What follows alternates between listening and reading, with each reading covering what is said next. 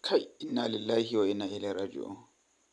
A gaskiya malaman yan wahabiyawa anya za su ga manzon Allah kuwa? Anya manzon Allah zai cece su kuwa? Wai shin menene tsakaninsu da manzon Allah da ba sa son su ga cewa an yi don manzon Allah?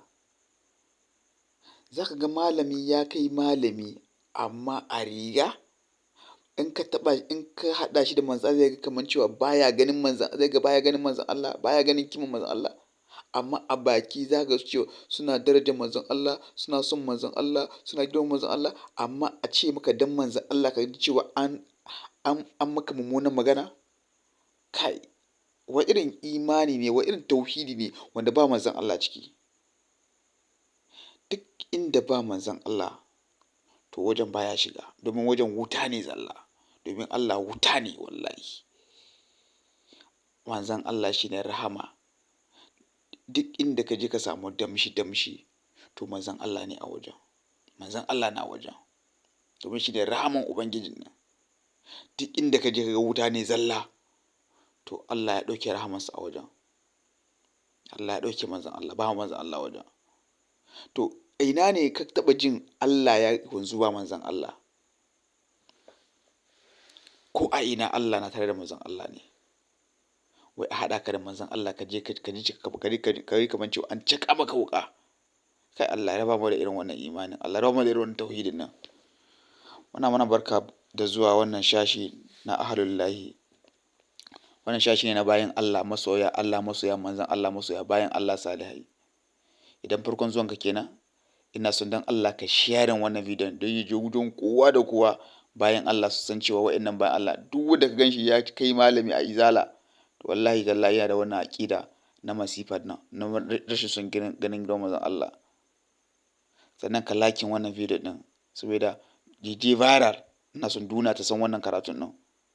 Sannan idan da hali ka subscribing a wannan YouTube din, saboda duk lokacin da ka sake wannan video ka same shi.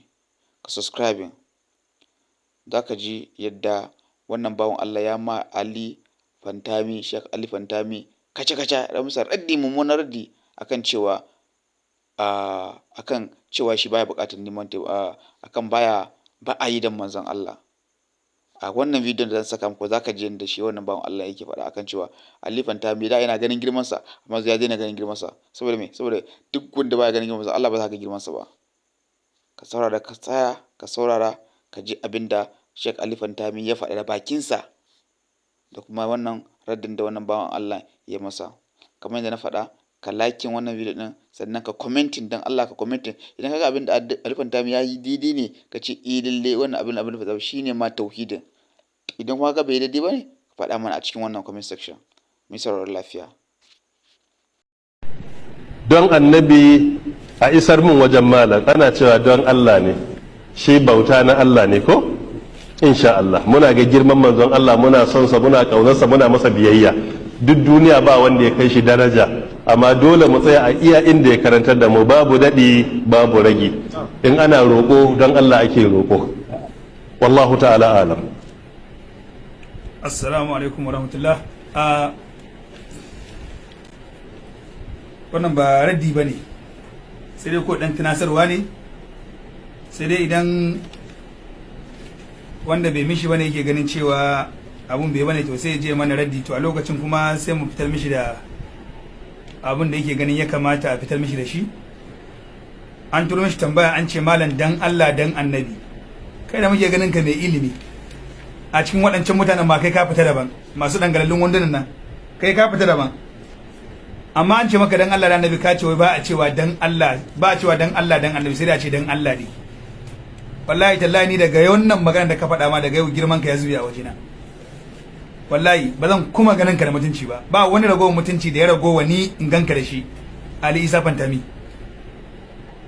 to na zuwa mu dawo mu dauki babi ma tukunan na hankali kafin a shiga babi na ilimi. Menene laifi idan mutum ya ce dan Allah dan annabi? Menene shi ma shirkan ne? Shi ma kafircin ne? Wa ya faɗa bayan ga Allah da kanshi yana da sunansa da na manzan Allah? Wallahu wa rasuluhu ahqqu an yarduhu. Allah da manzan su ne suka cancanta. Allah da kansa bai bambanta zamiri tsakanin Allah da manzon Allah ba. Da Allah ya ce wallahu sai ya ce wa rasuluhu, sai ya ce a haƙu an yarduhu, su suka fi cancanta ku nemi yardansu a yardansa.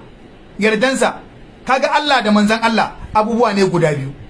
To amma da aka je wajen ya neman yadda sai Allah ya ɗayan talamiri sai ya ce su suka fi cancanta a nemi yardansa, ko shi ya fi cancanta a nemi yardansa. Allah bai raba kansa da manzon Allah ba, babu wata alaka da take nuna cewa Allah ya raba kansa da manzon Allah, amma ku sai ku zo kuna nuna hakan ba daidai bane. Menene laifi, menene zai rage ka da shi Ali Isa Fantami? Menene za ka ragu da shi dan an ce dan annabi? Menene matsalanka? Menene wai ni in tambaye ku Wahabiyawa, wai mecece asalin damuwanku da manzon Allah ne? In an ce ba ku san annabi ku fito ku ta kumfan baki ku ne masoya annabi, makaretan banza. Ga Allah ta ko ina yana hada sunansa da manzon Allah a ko ina, a kiran sallah, a iqama, a ko ina ga sunan abubuwa da yawa, sai kai kuma. Alhamdulillah, mun saurari wannan bawan Allah kenan da yake challenging Sheikh Ali Fantami cewa Allah ya ma kansa ya haɗa sunansa da manzon Allah a ko ina, a kiran sallah, a alkur'ani, a ko ina Allah ya haɗa kansa da manzon Allah.